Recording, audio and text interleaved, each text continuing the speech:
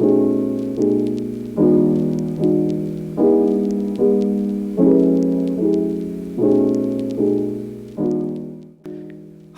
if you've clicked on this video, I'm sure you're already familiar with both the Canon AE-1 and its counterpart, the AE-1 program, but let's quickly run over the basics for those who are unaware.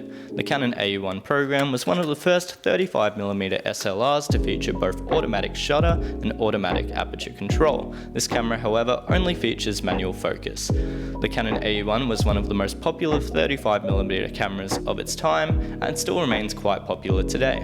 In this video, I'll discuss my own thoughts upon using the camera for several months and will help make the decision if this camera is right for you. Now, let's quickly go over some of the specifications featured on the AE-1 program.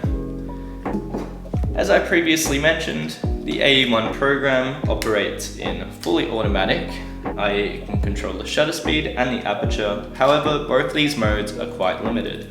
The camera can operate in shutter priority, meaning if I select the shutter speed, it'll automatically pick the aperture, but it can't operate in aperture priority. So if I leave the shutter speed on automatic and change my aperture to 2.8, it's not going to know how to expose.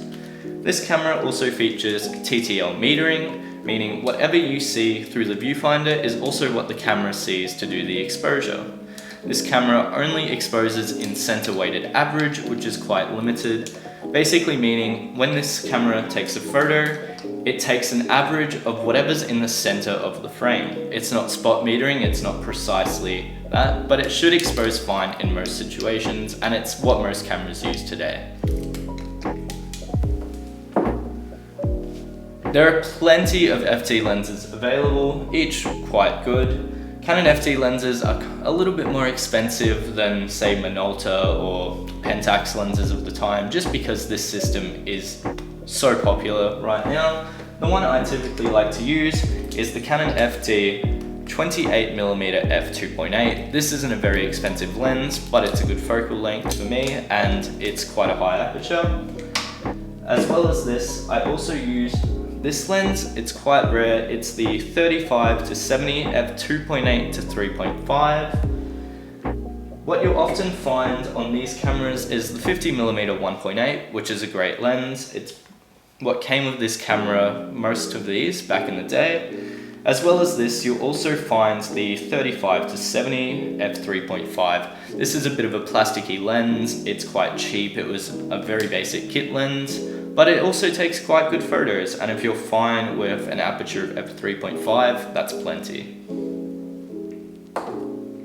One feature about this camera that I do enjoy is the little film reminder window on the back. A lot of SLRs of this time had this kind of thing, and essentially all you do is you cut the little end of the box of your 35mm film and you slot it in here, and it tells you a little bit of information about the film, the ISO, what you develop it in this case for Pro Image, C41.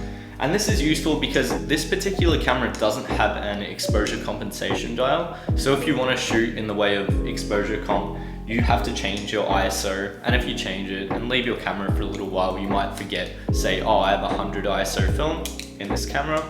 A lot of modern cameras made way of this feature by just adding a little clear window on the back, which is in itself way more convenient, way more useful. But I enjoy the little process of cutting out that film box, and it's part of it, the experience. So you can see I have Portra 400, or you can even just write on the back Kodak E100 on a little bit of paper. You can put whatever you want in there, to be honest, but up to you. And just a nice little thing about this camera.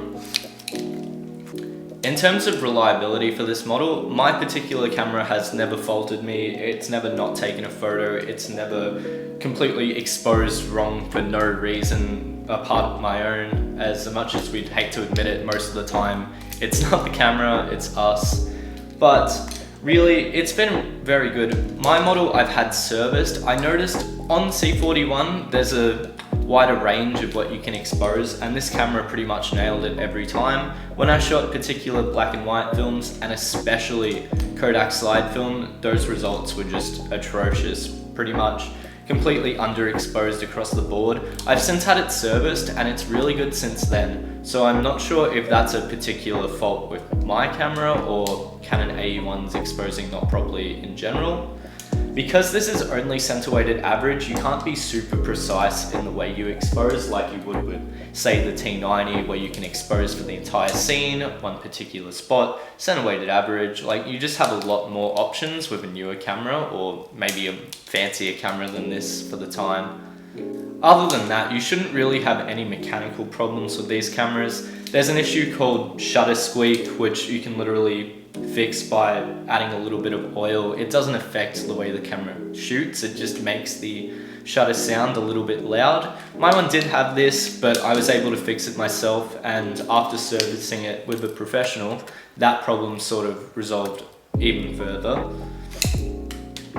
My particular camera cost about $100 to service, which isn't bad, but you're better off finding, say on eBay or from the seller, a camera that's already been serviced or you know is shooting properly. Make sure you see a photo taken from this camera before you pay too much, and it's likely that you will pay a lot, with people seeming to think these cameras are worth crazy amounts more than they actually are. Some of my final thoughts on this camera: while I do love it, I shoot with this one the most. I've got better cameras, like the T90 flat out destroys this.